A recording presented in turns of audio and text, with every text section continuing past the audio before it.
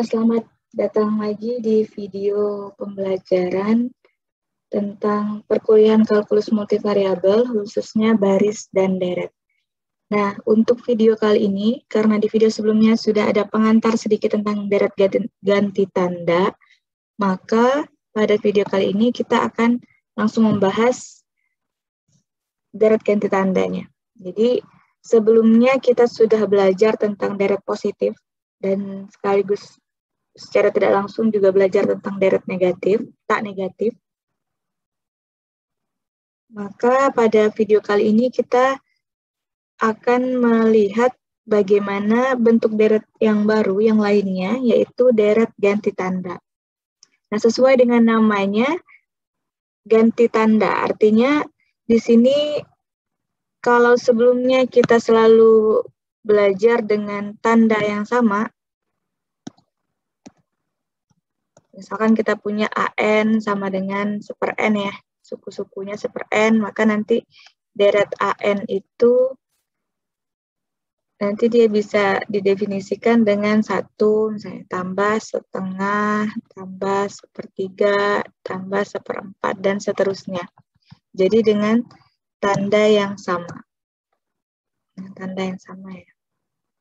Nah, untuk kali ini kita deret ganti tanda, artinya dengan tanda yang berbeda. Di sini katakanlah, misalkan ada tanda positif di sini. Positif, kemudian negatif, positif, negatif, positif, nanti negatif di sini, positif, dan seterusnya. Jadi, berganti tandanya. Dengan AN-nya positif, AN-nya lebih dari 0. Untuk setiap N elemen bilangan asli. Nah, contohnya adalah deret harmonik ganti tanda. Tadi ini kan juga deret harmonik, cuma dia tidak ganti tanda. Nah, sekarang contohnya adalah deret harmonik ganti tanda. Bisa juga deret harmonik itu menjadi deret ganti tanda. Dengan tandanya tadi berubah-ubah di sini. Positif, negatif, positif, negatif, positif, dan seterusnya.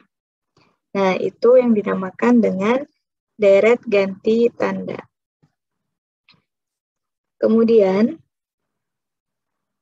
untuk kekonvergenannya. Nah, jadi kalau di deret yang sebelumnya, silahkan diingat lagi ada namanya barisan jumlah parsial ya. Jadi parsialnya kita lihat S1-nya, S2, S3, S4, dan seterusnya. Nah, hal yang sama juga berlaku di deret ganti tanda. Di video selanjutnya akan kita bahas uji kekonvergenannya seperti apa. Nah, ini kekonvergenan deret ganti tanda. Jadi, misalkan kita punya A1 minus A2 ditambah A3 minus A4 dan seterusnya.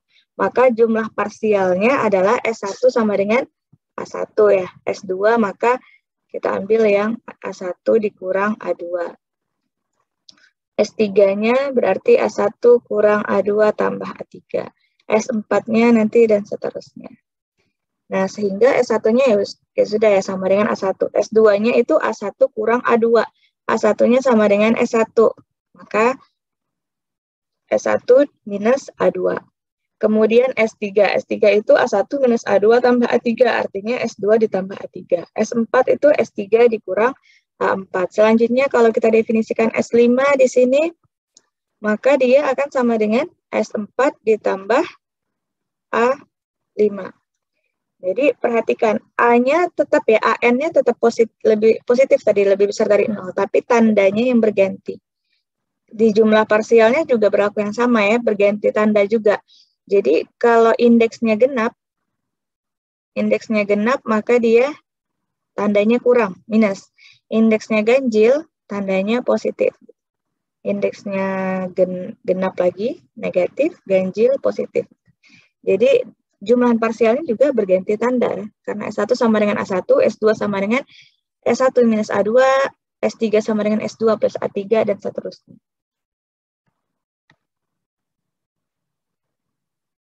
Nah, intinya nanti di sini kita akan bahas ilustrasinya di sini.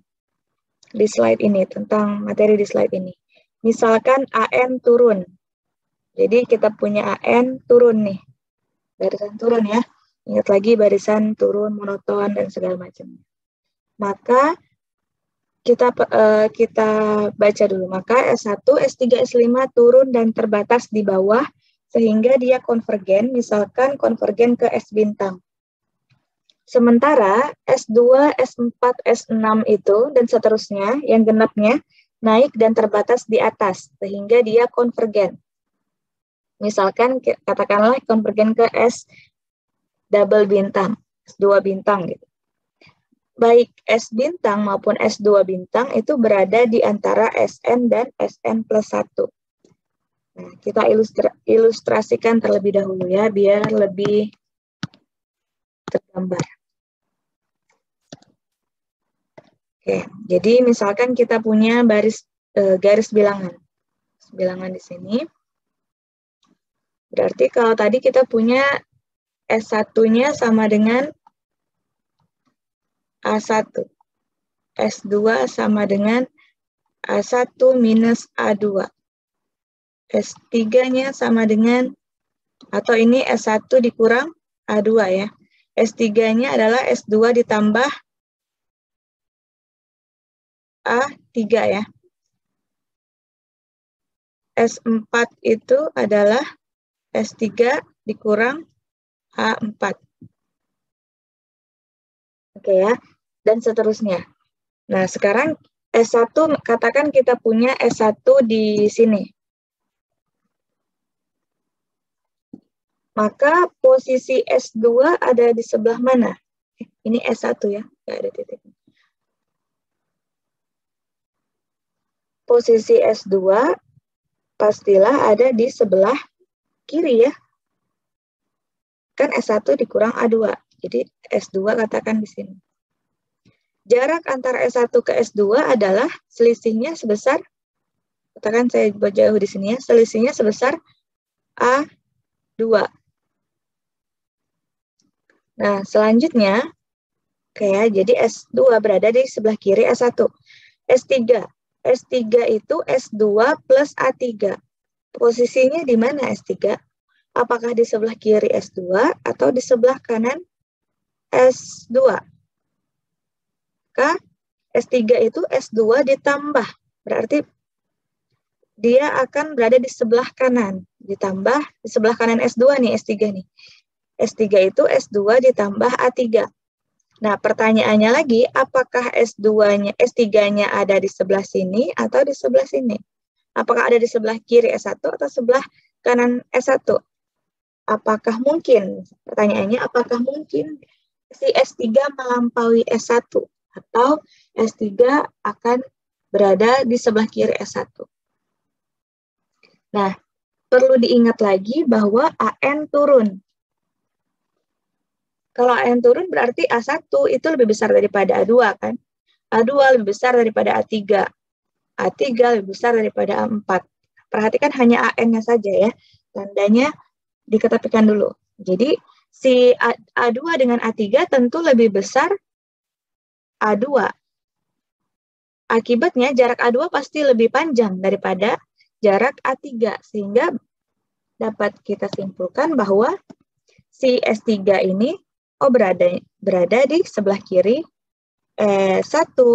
Kenapa? Ya tadi alasannya karena kan jarak S2 ke S3 itu sebesar A3. A3 itu lebih kecil jaraknya daripada A2. Kenapa? Karena AN turun. Artinya di sini misalkan saya buat garis seperti ini A3 ya. Selanjutnya S4 di mana? S4 itu S3 dikurang A4, di mana A4 itu lebih kecil daripada A3. Berarti A4 ini jaraknya, kalau jaraknya di sini, maka dia akan lebih kecil lagi A4. Nah, misalkan katakan di sini. Oh, berarti nanti S4-nya ada di sini. Jadi tadi dari sini S1 dia ke S2, S2 dia ke S3 ke sini, S3 dia ke S4, dia seperti berosilasi ya. Nah, lanjut lagi, S3, S4, maka S5-nya akan ada di sebelah sini ya, dengan cara yang sama. S6-nya juga akan ada di sebelah sini, dan seterusnya. S7, S8, segala macamnya. Nah, kita sesuaikan dengan kalimat yang tadi. Misalkan AN turun, maka S1, S3, S5, dan seterusnya, artinya S dengan indeks ganjil, ingat ya, S itu barisan jumlah parsial ya, jumlah parsialnya S.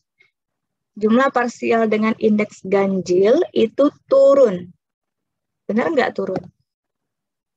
Coba kita lihat bahwa S1, S3, S5 dia turun nih. Ya, turun. Kemudian S2, S4, S6 dia naik. Nah, si S1, S3, S5 itu turun dan terbatas di bawah. Nah, ingat lagi materi tentang barisan monoton. Jadi dia turun dan terbatas di bawah. Kenapa? Mungkin nggak, katakan mungkin nggak ada indeks S ganjil yang dia, kalau dia tidak terbatas ya, artinya dia terus ke sini nih.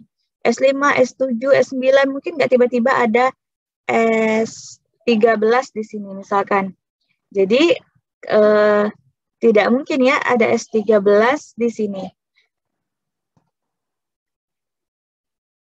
Nah, mungkin nggak tadi ada S13, katakan di sini, kemudian nanti ada S15 di sebelah sini. Apakah mungkin? Sedangkan misalkan AN-nya turun. Coba kalian ilustrasikan. Apakah mungkin misalkan si ada S13, S15 yang melampaui si S dengan indeks genap tadi? S dengan indeks genap tadi ya. Atau nanti si S2, S4, S6 tiba-tiba ada nanti di sini S20 misalnya yang melampaui S1. Ingat lagi tadi ya, barisan jumlah parsialnya. Nanti kalau kalian jalankan S5, maka S5 itu S4 ditambah A5. Sedangkan A4 dan A5 itu tentu lebih besar A4 daripada A5. Maka jaraknya ini akan semakin kecil nih. Jaraknya akan semakin kecil nanti di sini. Nah, apakah mungkin? Tentu tidak mungkin ya. Ada S13, S15, kemudian S20 di sini. Bisa, dengan kata lain bisa kita bilang seperti ini. Oh, S1 dan S2 ini pagernya. Jadi tidak akan mungkin melewati ini dia. Tidak akan mungkin jumlah parsialnya, barisan jumlah parsialnya ada yang melewati S1 dan S2. Kenapa? Jarak S1 dan S2 itu sebesar A2. Sebesar A2 nih, S1 dan S2 jaraknya sebesar A2, di mana barisan AN-nya turun. Kalau ada A3, A3-nya selalu lebih kecil daripada A2 pasti. Ada A4, A4-nya lebih kecil dari A3, sehingga tidak mungkin ada yang melewati ini. S1, S2 ini sudah pagarnya. Gitu. Artinya dia terbatas ya. Terbatas, si S1, S3, S5 terbatasnya di bawah. Misalkanlah terbatasnya di sini. Mungkin nggak ada S12, S11 misalnya yang ganjil ada di sini. Ada nyelip di genap. Nggak mungkin juga ya. Sama tadi alasannya, karena si AN turun tadi. Jadi S bintang katakannya tadi terbatas di bawah sehingga dia konvergen ke S bintang. Ini S bintang. Kemudian begitu juga S2, S4, S6 dia konvergen ke S double bintang, atas S bintang ganda. Nah, itu ilustrasinya ya. Nah, baik S bintang maupun S double bintang itu berada di antara Sn dan Sn plus 1. Benar nggak? S bintang itu berada di antara S5 dan S6. Antara Sn dan Sn plus 1. S bintang itu juga berada di antara S3 dan S4. S bintang berada juga di antara S1 dan S2 gitu ya. Berada di antara Sn dan Sn plus 1 ya. Ganjil dan genap. S double bintang juga seperti itu. S double bintang juga berada di antara S5, S6, S3, S4. Sehingga jarak antara S bintang dan S double bintang itu pasti akan lebih kecil sama dengan Sn, jarak dari Sn dengan Sn plus 1. Iya ya, tadi kan sudah kita